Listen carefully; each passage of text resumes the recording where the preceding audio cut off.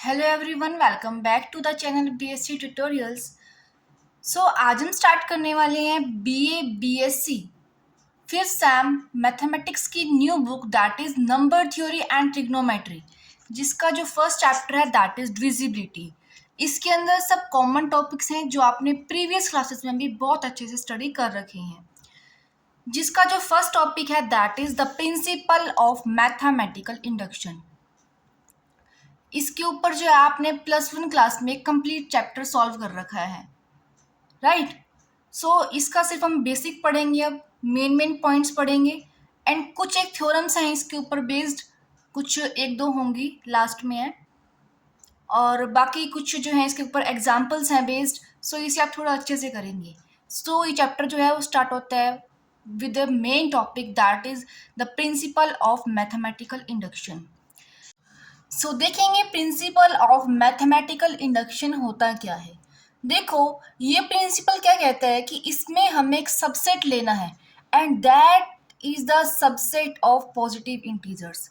Means हमने एक कोई सबसेट लेना है of positive integers and positive integers means natural number, right. हमने कोई भी एक सबसेट लेना है पॉजिटिव इंटीजर्स का जो कुछ एक कंडीशंस मीन्स कुछ एक प्रॉपर्टीज सेटिस्फाई करेगा, जिसकी फर्स्ट प्रॉपर्टी होगी, फर्स्ट कंडीशन जो होगी दैट इज उस सबसेट में से वन बिलोंग जरूर करना चाहिए। मीन्स उस सबसेट के अंदर one must, okay. And second one is when ever, means जब कभी भी एन उस सबसेट से बिलोंग कर रहा है, then that implies n+1 also belongs to that subset. देखेंगे इसकी दो कंडीशंस है। फर्स्ट वन इज कि वन उस सबसेट में मस्ट होना चाहिए, एंड सेकेंड वन जब कभी भी n अगर उस सबसेट के अंदर है, then that implies n+1 is also the member of that subset. Okay, then we can write s equals to n. ऐसा क्यों, देखेंगे। ये कह रहा है कि उस सबसेट के अंदर वन तो होना ही चाहिए, ठीक है। वन है सबसेट के अंदर, राइट। अब हम कह रहे हैं कि कोई भी n है आर्बिट्रेरी एलिमेंट, देन n+1 भी होना चाहिए। अगर देखो कहते हैं अगर 1 है इट मीन्स 1+1 2 भी होना चाहिए, 2 है देन 2+1 3 भी होना चाहिए, अगर 3 है देन 3+1 4 भी होना चाहिए। इट मीन्स ये जो कंप्लीट सेट है that is the set of natural numbers. अगर ये दो कंडीशन सेटिस्फाई हो रही हैं, देन हम कह सकते हैं जो हमने सबसेट लिया है that is must be equal to the set of natural numbers, okay.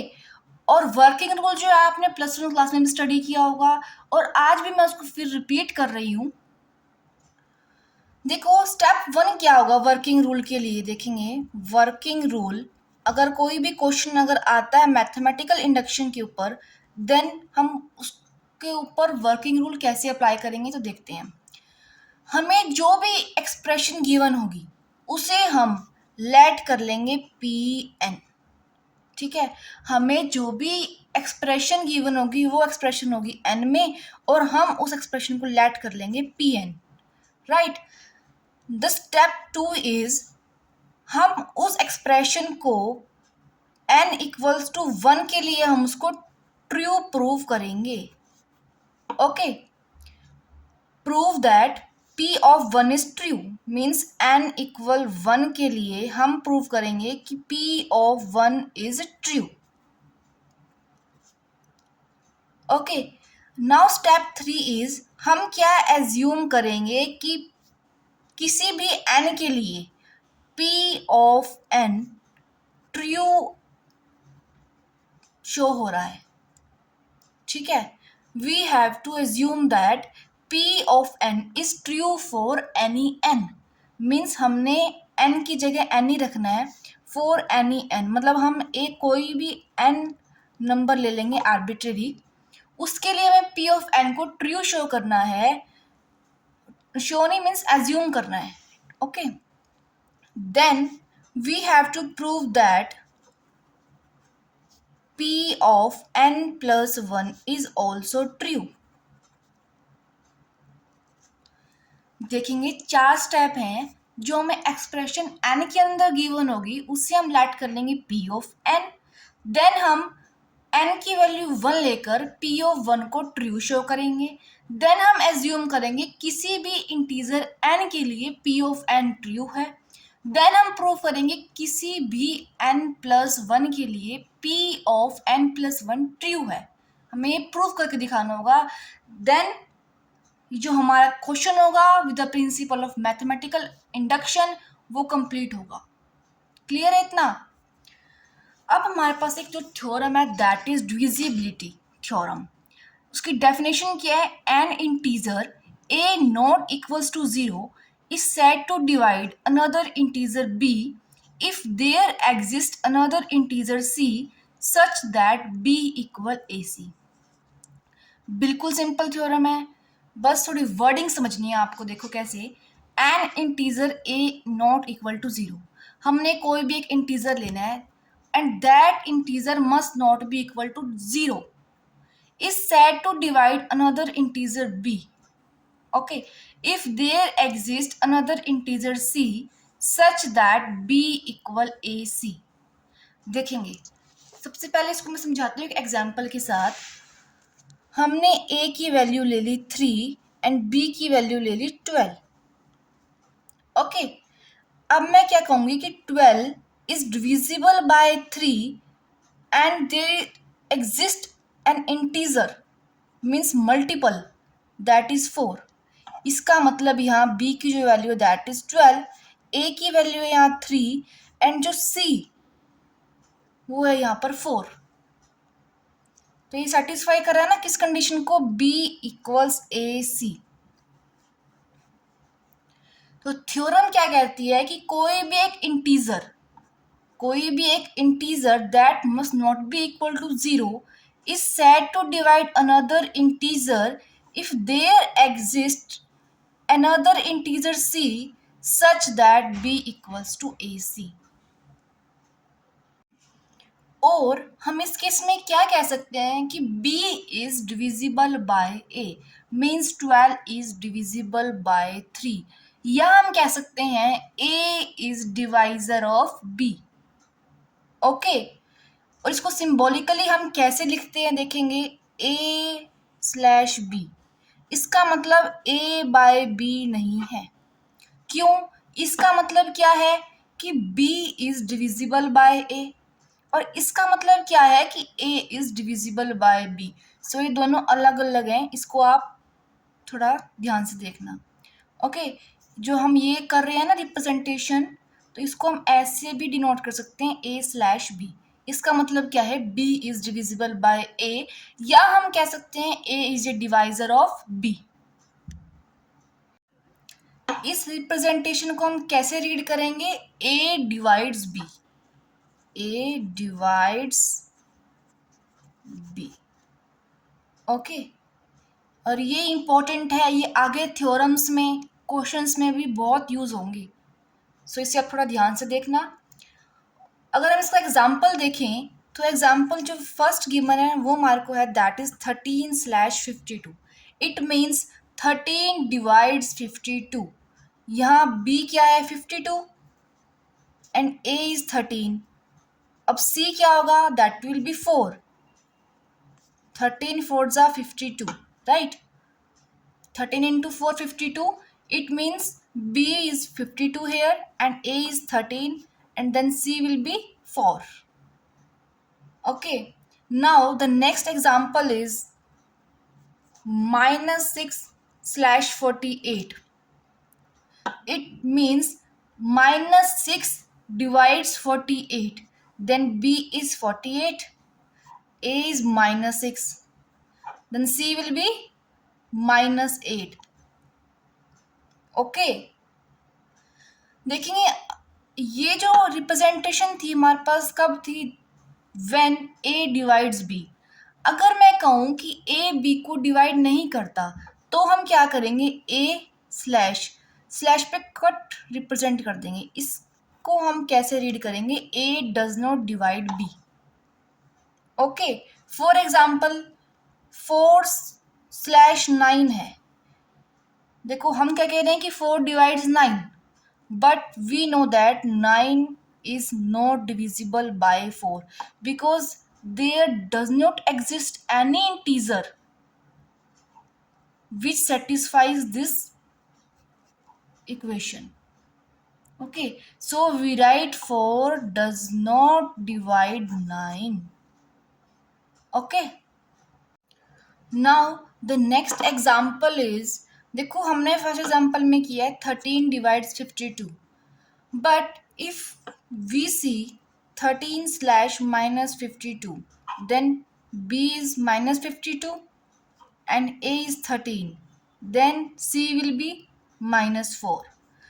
So from here we conclude that if a divides b, then a divides minus b also. Okay, if a divides b, then a divides minus b also. Or we can easily verify that if a divides b, then minus a divides b, also minus a divides minus b. अब note देखेंगे, आपको जो कुछ note given है। First note is a slash b means a divides b does not mean a by b, ये मैंने आपको बता दिया। सेकेंड नोट है if a divides b then minus a also divides b, clear कर दिया मैंने आपको। This implies that the divisors of an integer always occur in pairs. Okay, क्या कहता है कि अगर a b को डिवाइड कर रहा है then minus a also divides b। ये क्या इम्प्लाई करता है कि जो डिविजर्स होंगे किसी भी इंटीजर्स के, मीन्स फॉर एग्जाम्पल देखो हमने 12 लिया था, हमने लिखा था 3 into 4, तो डिवाइजर क्या था इसका 3, राइट। तो जो डिवाइजर होगा 12 का वो पेयर में एग्जिस्ट करेगा +-3। ओके, हम क्या कह सकते हैं कि जो मल्टीपल्स होंगे ना 12 के वो +-3 मीन्स पॉजिटिव नेगेटिव दोनों साइन में अक्कर करेंगे। To obtain all the divisors of a given integer, it is therefore sufficient to find the positive divisors only. Then हम साइन अपोजिट करके भी नेगेटिव इंटीजर्स या मीन्स सभी डिवाइजर्स हम find out कर सकते हैं एक पर्टिकुलर इंटीजर के। Okay, the next is the word number may be use to represent an integer. यहाँ पर अगर आप कुछ भी यहाँ लिखा हुआ है ना नंबर, देन उसका मतलब क्या है इंटीजर, क्योंकि हम इंटीजर्स के साथ डील कर रहे हैं। देन देखेंगे कुछ रिमार्क्स गिवन है a/0 because 0 equals a into 0 where a not equals to 0। ये क्या कहता है देखेंगे, इसने लिखा है a डिवाइड्स 0, ठीक है। यहाँ जो b है that is 0 and a is a। जो c होगा ना, कोई भी इंटीजर हमने कहा था जो एग्जिस्ट करता है वो भी क्या होना चाहिए यहाँ पर 0, तभी यहाँ पर b क्या बनेगा 0। सो ये क्या कहते हैं कि where a not equals to 0, ये क्या कहते हैं कि a divides 0 because 0 equals a into 0 means जो कंडीशन जो थी b equals to a c यहाँ सेटिस्फाई हुई है, और कंडीशन दूसरी क्या थी कि जो a होना चाहिए that must be non zero. So a यहाँ पर क्या है नॉन जीरो, तो यहाँ पर दोनों कंडीशन सेटिस्फाई हुई हैं।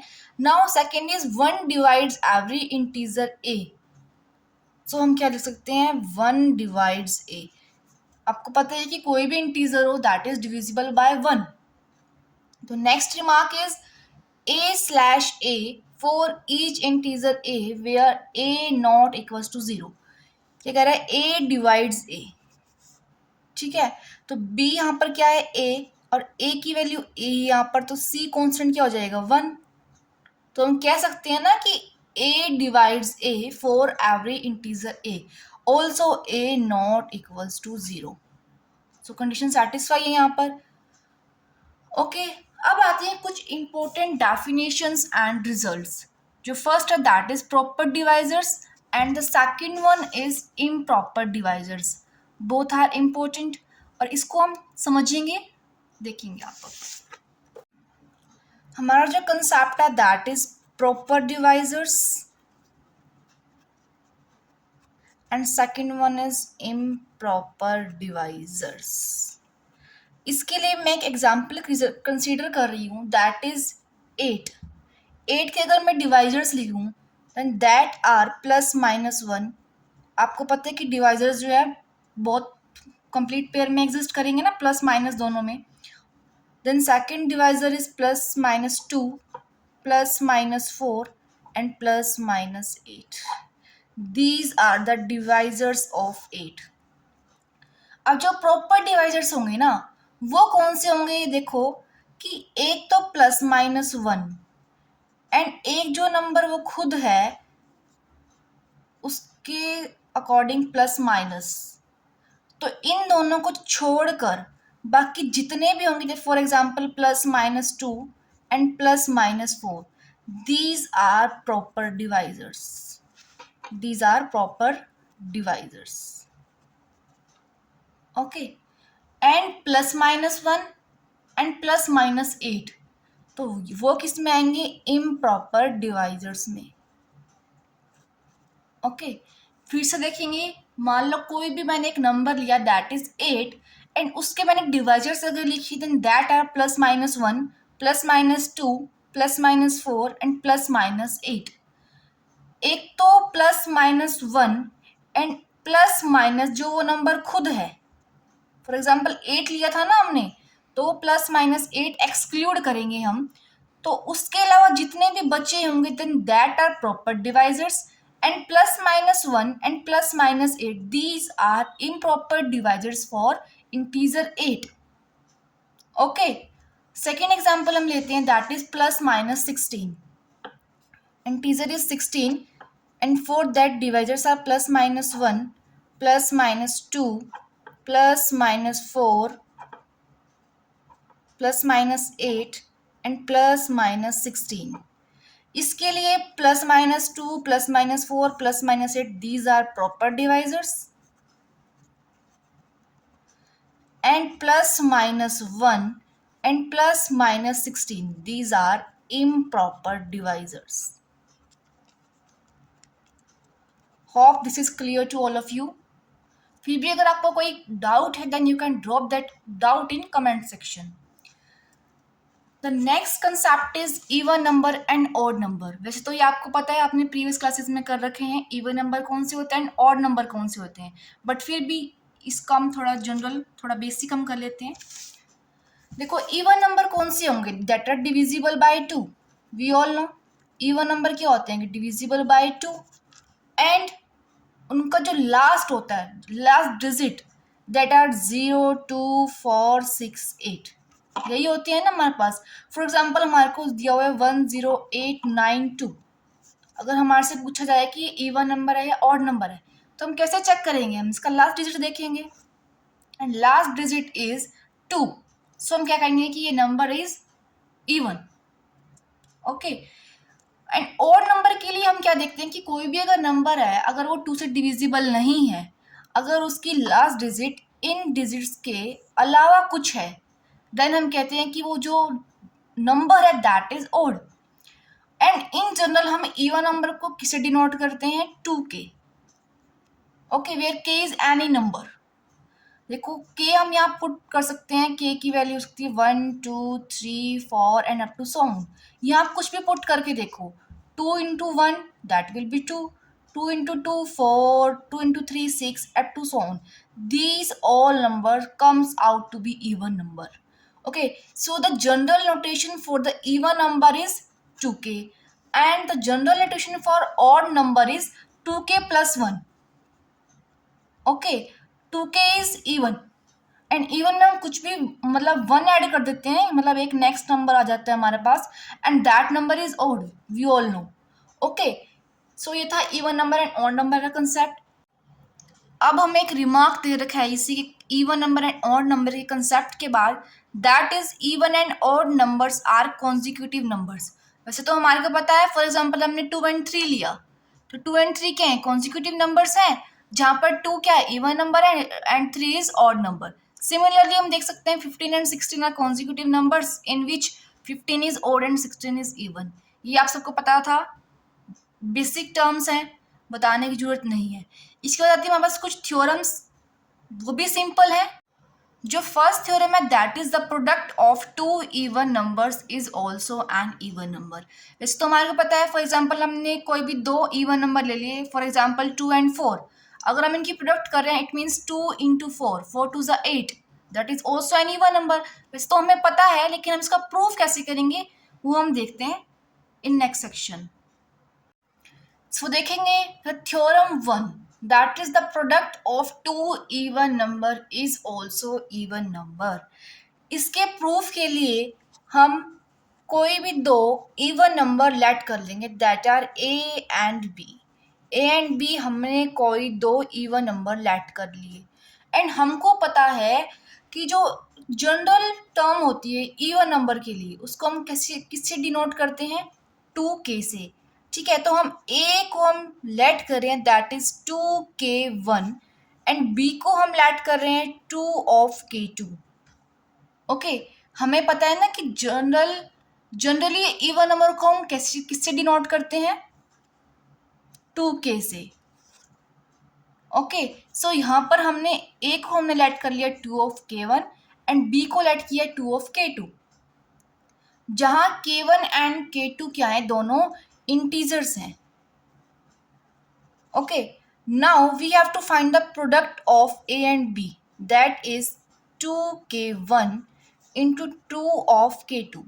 अब हमने जो प्रोडक्ट है ना a इंटू b, हमने इसको 2 of k की फॉर्म में रिप्रेजेंट करना है, जिससे क्या वेरीफाई होगा कि जो प्रोडक्ट है दो इवन नंबर जो हमने लेट किए थे a एंड b, वो क्या है, इवन नंबर। हमने उसे किसकी फॉर्म में रिप्रेजेंट करना है, 2 of k। सो एक 2 जो हमें कॉमन लेना पड़ेगा, बाहर रखना पड़ेगा, एंड बाकी 2k1 k2 एक अलग ब्रैकेट में हम ले लेंगे। लेने के बाद हम इसे कुछ लेट कर लेंगे। फॉर एग्जाम्पल हमने इसे लेट कर लिया k, where 2 of k1 k2 equals to k is also an integer. Okay, अब हमने जो प्रोडक्ट था a एंड b का, हमने उसे रिप्रेजेंट कर दिया 2 of k की फॉर्म में, which represents that ab is an even number. ab is an even number, और यही हमें प्रूव करना था कि the product of two even number is also even number. Okay, now moving on to the next theorem that is the product of two odd number is also an odd number. ऊपर हमने क्या लिए थे, a and b दोनों even number, और यहाँ हम लेंगे ए एंड बी को ऑड नंबर्स। सो इसका प्रूफ देखेंगे अब हम। इसमें हमने ए एंड बी दो नंबर लिए हैं एंड दोनों क्या हैं, odd number. And odd number की रिप्रेजेंटेशन क्या होती है, 2 of k plus 1, you know. So A को हम लेट कर लेंगे यहाँ पर 2m+1 एंड बी को हम लेट कर लेंगे 2 of n+1। जरूरी नहीं है यहाँ आप m एंड n ही लोगे, k1 k2 भी लिख सकते हैं, एल एम भी लिख सकते हैं, कुछ भी रिप्रेजेंटेशन दे सकते हैं। इसका मतलब क्या है कि 2 of m क्या है, इवन है, एंड अगर हम उसमें 1 ऐड कर रहे हैं तो ए नंबर क्या है, ऑड बन जाता है। Okay, same as it is B के लिए है। अब हमें ए एंड बी का प्रोडक्ट फाइंड आउट करना है एंड उसे हमें शो करना है that product of A and B is an odd number. So हम देखते हैं आगे कैसे प्रोसीड करना है।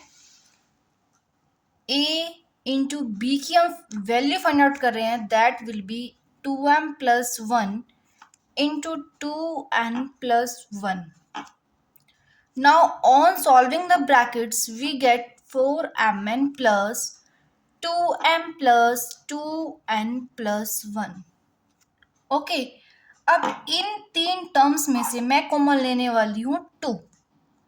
ओके, फिर अंदर ब्रैकेट में क्या बचेगा, 2mn plus m plus n plus 1। Okay, अब हमें पता है कि ऑड नंबर की रिप्रेजेंटेशन होती है 2k+1। अब हमें इस टर्म को देखने से क्या पता चल रहा है कि हमें यहाँ पर 2mn plus m plus n को कुछ इंटीजर लेट करना पड़ेगा एंड दैट इज k। हमने इसे क्या मान लिया k, then representation become 2k plus 1। Okay, जहाँ हमने k को क्या लेट किया है 2mn plus m plus n is also an integer, so an integer. So अब हमने क्या किया है, product of two odd number को हमने क्या शो कर दिया है, that representation is 2k plus 1 which is the representation of an odd number. So यही हमारे को प्रूव करना था that product of two odd number is also an odd number. So hence proved. Now moving on to the next theorem, that is now the theorem third is the product of an even number with an odd number is an even number। अब हमारे को पता है कि जो product होता है एक इवन नंबर का एंड एक ऑड नंबर का, वो एक इवन नंबर होता है, you all know. For example 2 into 3, 2 is even and 3 is odd, but the product of 2 and 3 is 6, that is an even number। सो इसे अब हमने प्रूव करके दिखाना है। सो उसके लिए हम एक ऑड नंबर एंड एक इवन नंबर लेट कर लेंगे। तो हमने क्या किया है, ए को मैंने लेट कर लिया इवन नंबर एंड बी को लेट कर लिया है ऑड नंबर, एंड ए को क्या नोटेशन दी है 2m एंड बी को नोटेशन दी है हमने 2n प्लस 1। ओके, अब हमारे को प्रोडक्ट की वैल्यू फाइंड आउट करनी है एंड प्रोडक्ट को हमने एक इवन नंबर शो करना है। सो उसके लिए हम प्रोडक्ट की वैल्यू फाइंड आउट कर रहे हैं, that is 2m into 2n plus 1। Okay, अब देखेंगे 2 to the 4mn plus 2 of m, right. अब इसमें से 2 कॉमन ले लेंगे, that becomes mn plus m। अब हमें पता है कि इवन नंबर की जनरल नोटेशन होती है 2k, एंड इसे देखने से हमारे क्या पता चल रहा है कि इस ब्रैकेट को हमें कुछ लेट करना पड़ेगा एंड उसे हमने लेट कर लिया k, where k is also an integer and k equals mn plus m। So हमने product of an even number and odd number को हमने as a general notation of even number show कर दिया। It means the product of an even number with an odd number is an even number, और यही हमें prove करना था। सो hence proved. Now अब हमें कुछ थ्योरम्स गिवन है that are based on divisibility, जिसकी फर्स्ट थ्योरम है that is if a is a divisor of b and b is a divisor of c, then a is a divisor of c। That means if a divides b and b divides c, then we have to prove that a divides c। इसमें हमें क्या कहता है कि a b का divisor है and b c का divisor है, then we have to prove that a is a divisor of c, or we can say if a divides b and b divides c, then we have to prove that a divides c also। इसमें जो हमारे को first condition है वो given है a divides b। क्या given है, a divides b, right. और हमने कंसेप्ट में क्या देखा था कि अगर कोई एक इंटीजर है a and that not equals to 0, हम उसे कब कहेंगे कि वो एक अनदर इंटीजर b से डिविजिबल है, if there exist any integer c such that b equals to ac। ठीक है, हमने क्या देखा था कंसेप्ट में कि अगर कोई भी एक इंटीजर है एंड अगर वो नॉन जीरो है एंड हम उसे डिविजिबल कब कहेंगे कि एक अनदर इंटीजर b से, जब वो एक कंडीशन सेटिस्फाई करेगा। अब हम कह रहे हैं कि a is divisible by b। Okay, so इसके लिए अगर हम ये कंडीशन अप्लाई करें, then we get b equals to a into something, means हमने कोई एक इंटीजर लेट कर लिया that is k1, So we get B equals to K1 into A. अब नेक्स्ट कंडीशन गिवन है B is divisible by C. B divides C.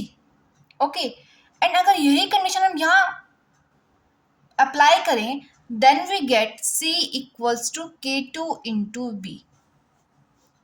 Right, हमने क्या किया है, कंसेप्ट का यूज किया है एंड ये दो कंडीशन, ये जो इक्वेशन है हमारे को मिली है. ओके अब हम क्या कर रहे हैं, यहाँ पर b की जो वैल्यू है ये k1 इंटू ए वो हम यहाँ सब्सटीट्यूट कर रहे हैं. Then we get c equals to k2 k1 into A और we can write c equals to k1 k2 into A. अब हम क्या कर रहे हैं, k1 k2 को एक अनदर कॉन्स्टेंट, अनदर इंटीजर हम लेट कर लें, दैट इज k. ठीक है, तो हमें क्या कंडीशन मिल गई, c equals to k into a. It means a divide c. ये कंडीशन मिली है हमारे को कि a डिवाइड c. क्यों, क्योंकि देखो अगर a डिवाइड c तो हमने कंसेप्ट में क्या पढ़ा था कि ये कंडीशन तब फॉलो होगी जब हम c को रिप्रेजेंट कर देंगे a into any integer and that is c equals to a into k. हमने यहाँ पर प्रूव कर दिया है, so hence proved. Okay now the next theorem is if a divides b and b divides a then a equals plus minus b. ओके इसमें भी same concept use किया हुआ है कि since a divides b therefore there exists an integer k1 such that b equals to k1 into a. ये किसके लिए है, when a divides b. okay when a divides b it implies b equals to something into a and हमने integer let कर लिया that is k1. and for a second condition that is b divides a, for that we can write a equals k2 into b. Okay अब हम put कर रहे हैं a की value इस यहाँ पर, then we get b equals to k1. a की वैल्यू है k2 इंटू b. ओके और we can write a equals to k1 k2 into b और we can write 1 equals to k1 into k2. अब ये condition कब हो सकती है, देखो जब k1 एंड k2 जब दोनों 1 हो या k1 एंड k2 दोनों ही क्या हो, -1. राइट ऐसा ही हो सकता है ना. The product of two integers k1 and k2 is 1 और we can write k1 and k2 both are -1. okay so we can write from these two equations that a equals to plus minus b. okay now moving on to the next theorem, that is if a divides b then a divides bk where k is any integer. बिल्कुल simple theorem है, देखते हैं कैसे करेंगे हम. So the given theorem is if a divides b then a divides bk where k is any integer. Okay हमें दिया हुआ है a divides b which implies that b equals to a into c where c is any constant. अब हम क्या कर रहे हैं, दोनों साइड k से मल्टीप्लाई कर रहे हैं, then we get bk equals to ack. right or we can write bk equals to a into d where d equals to ck. ठीक है, अब हमने क्या प्रूव कर दिया कि bk is equals to a into d. d यहाँ पर क्या है, कुछ भी कांस्टेंट है या इंटीजर हम कह सकते हैं. ओके सो हमने डिविजिबिलिटी थ्योरम को चेक किया है, then the by definition of divisibility we can write a divides b of k. Okay, now moving on to the next theorem, that is, if A divides B and A divides C, then A divides B plus C and A divides B minus C. बिल्कुल simple theorem है, as it is theorem 1 2 3 इनके जैसी होगी। तो देखेंगे कैसे करेंगे हम।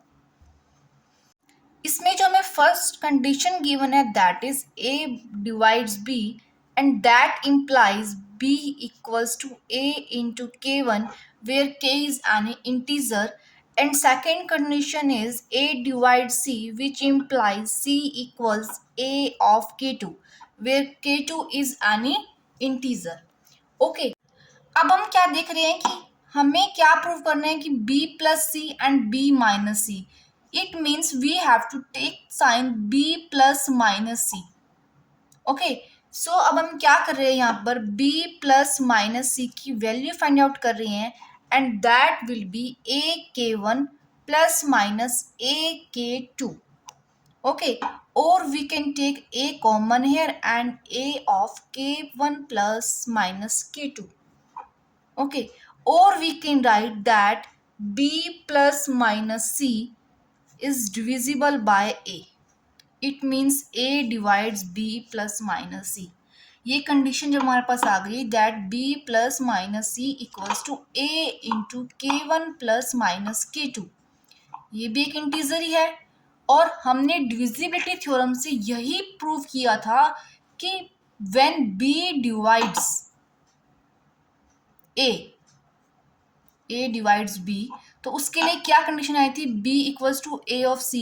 तो वही कंडीशन हमने यहाँ सेटिस्फाई करवाई है and theorem is proved. Now the next theorem is if a divides b and a divides c, then a divides bx plus cy for all integral values of x and y. Very very important theorem and corollary इसकी important है ज़्यादा। सो देखेंगे कैसे करेंगे इसे हम। इसका proof हम कैसे करेंगे वो देखेंगे। इसमें हमारे को फर्स्ट कंडीशन गिवन है a डिवाइड्स b। इसके लिए हमने अबव एग्जांपल्स में कंडीशन लिखी थी that was b equals to a into k1। Same condition सभी थ्योरम्स में यूज हो रही है एंड सेम कंसेप्ट है। देखेंगे नेक्स्ट कंडीशन है a divide c which implies c equals a of k2। अब आप थ्योरम में देखेंगे हमें फाइंड आउट क्या करना है, bx plus c y. Okay, so अब हम क्या करेंगे, bx प्लस सी वाई की वैल्यू फाइंड आउट करेंगे that comes out to be a of k1 x plus a of k2 y। यहाँ हमने क्या किया है, b एंड c की वैल्यू यहाँ से सब्सटीट्यूट की है, then we get bx plus c y equals a k1 x plus a k2 y। Now अब हमने k कॉमन लिया यहाँ से and k1x plus k2y as it is bracket में लिखा है। ओके, और हमने क्या किया है, इस ब्रैकेट को हमने लैट कर लिया where k equals to k1x plus k2y। Okay, अब हमारे को वैल्यू मिली है bx plus c y equals to a into k।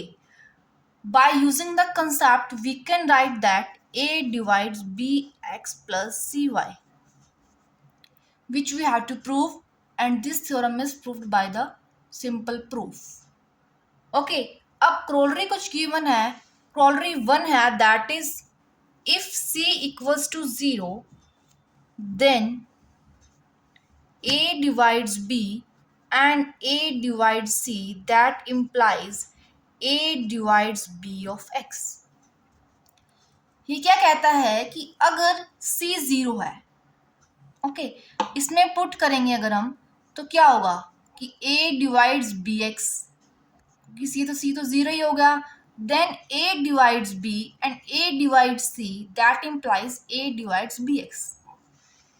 देखो हमें कहा गया है a divides b and a divides c, then a divides b x plus c y. लेकिन क्रोलरी फर्स्ट में हम कह रहे हैं कि c is 0, then a divides b and a divides c, and जब हम c की वैल्यू यहाँ पुट करेंगे then a divides b x। यही हमारे पास क्रोलरी फर्स्ट है which is very very simple. Now the next corollary is if x equals 1, and y equals 1, then A divides B, A divides C, that implies A divides B plus C.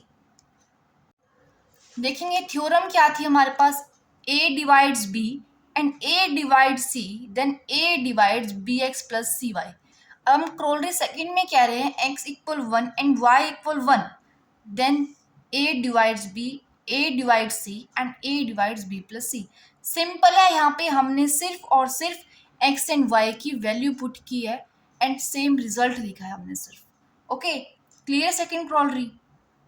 अब जो next क्रोलरी है वो भी same है, जिसके अंदर हमने x की वैल्यू ली है 1 एंड y की वैल्यू ली है -1, then a divides b, a divides c and a divides b माइनस c. ओके, बिल्कुल सिंपल है, सेम एज इट इज करनी है.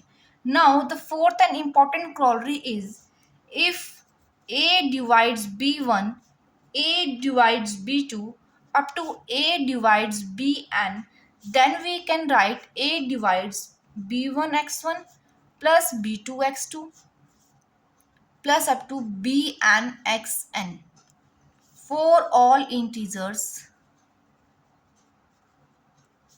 x1 x2 up to xn.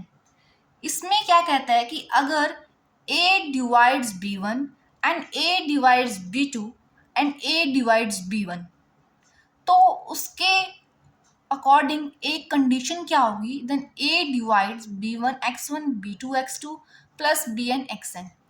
b1 के कॉरस्पॉन्डिंग x1 इंटीजर होगा, b2 के कॉरस्पॉन्डिंग x2 x इंटीजर होगा and bn के कॉरस्पॉन्डिंग xn इंटीजर होगा.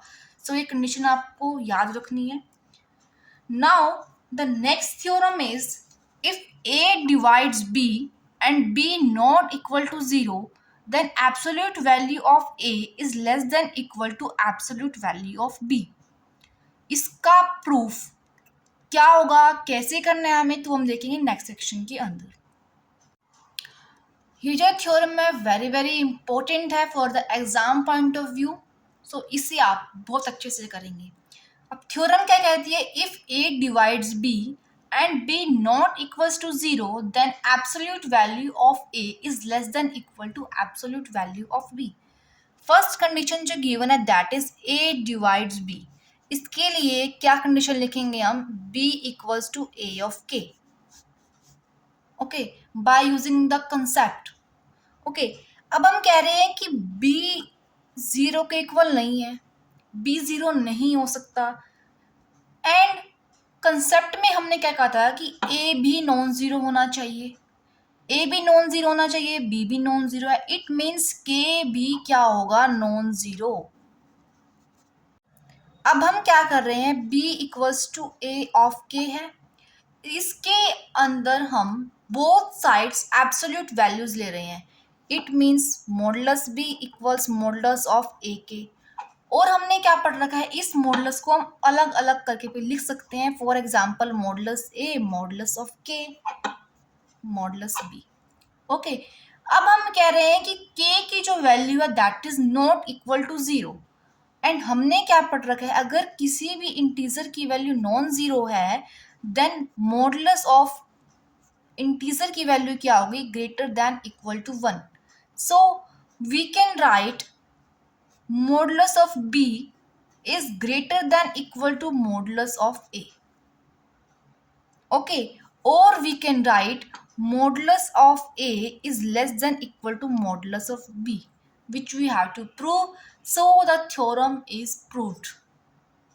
ओके, इसमें हमने सिंपली क्या किया है, हमें दिया हुआ था a डिवाइड्स b, उसके लिए हमने कंडीशन लिखी है. हमें गिवन था b is not equal to 0 and हमने अपना कंसेप्ट यूज करके लिखा है k is not equal to 0. Then हमने इस इक्वेशन के लिए दोनों साइड मॉडुलस लिया है एंड हमें पता है कि अगर k नॉट इक्वल टू 0 है then modulus of k is greater than equal to 1. Okay, so उसके अकॉर्डिंग हमने ये लिखा है and on simplifying we had written that modulus of a is less than equal to modulus of b, which we have to prove. So the theorem is proved by the simple proof. Now moving on to the next theorem, that is Theorem 7. That is, if A divides B and B is less than A, where A is not equals to 0, B are non-negative integers, then B equals to 0. ये हमें क्या कहता है कि if A divides B, अगर A B को divide करता है एंड कंडीशन हमें गिवन है कि B A से छोटा है एंड A एंड B दोनों ही नॉन नेगेटिव इंटीजर हैं and A is non zero. हमें B के लिए हमें कुछ नहीं गिवन, लेकिन हमें A के लिए क्या रखे that A is non zero and हमें शो करना है कि B जीरो होगा। और यही स्टेटमेंट एग्जाम में कैसे आ सकती है वो देखेंगे। Prove that a non zero integer is not an exact divisor of any number less than it except zero. अब हमें जो फर्स्ट कंडीशन गिवन है that is A divides B, that implies B equals to A of K। Okay, ये तो समझाने की need नहीं होगी ना, क्योंकि इसे हमने कंसेप्ट में बहुत अच्छे से देख लिया है एंड थ्योरम्स में भी इसका हमने बहुत ज़्यादा यूज़ किया है। Then we get B equals to A of K, और हमें गिवन है A and B are non negative integers. A and B are non negative integers.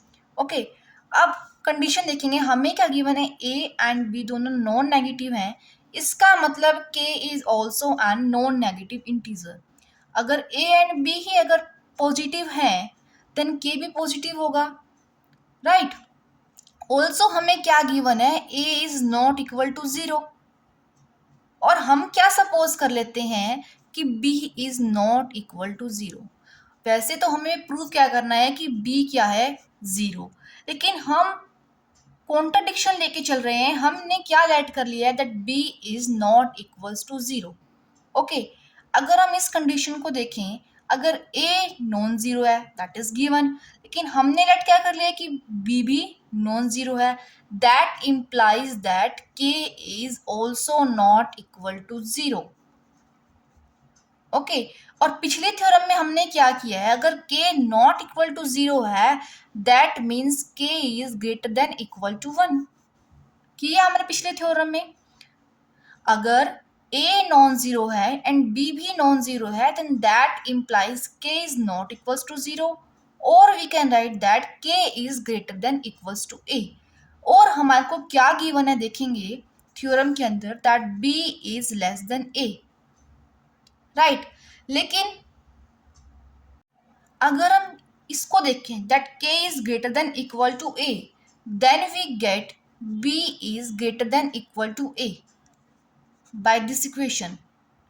ठीक है, अगर हम इस इक्वेशन को लें और हम कह रहे हैं कि A is not equal to zero, B is not equal to zero, हमने लेट कर लिया है, then we get that K is not equal to zero, और we can write that K is greater than equal to one. इस condition को अगर हम apply करें इस इक्वेशन पर then we get B is greater than equal to A, और theorem में हमारे को क्या गिवन है B is less than A। अब देखो, एक ये इक्वेशन एंड एक ये, दोनों क्या है कॉन्ट्राडिक्शन है। ये कह रही है कि B A से छोटा है, ये कह रही है कि B A से बड़ा है और इक्वल है, दोनों क्या है कॉन्ट्राडिक्शन। सो हम क्या कहेंगे कि जो हमने सपोज किया था दैट इज रॉन्ग। हमने सपोज क्या किया था कि B is not equal to zero, तो यही सपोजिशन क्या है रॉन्ग है। It means the theorem is true only when B equals to zero. Okay, with the simple proof the theorem is proved. So यहाँ तक हमने theorem on odd number and even number and some theorems based on divisibility हमने complete कर लिए हैं, and हमारे पास एक थ्योरम है that is theorem 8 and last theorem that is based on mathematical induction, जिसे हम नेक्स्ट लेक्चर के अंदर कवर करेंगे। टिल देन यहाँ तक अगर आपको कंसेप्ट क्लियर हुआ हो एंड बेसिक समझ आया हो देन आप वीडियो को लाइक एंड चैनल को सब्सक्राइब करना मत भूलिएगा। Thank you.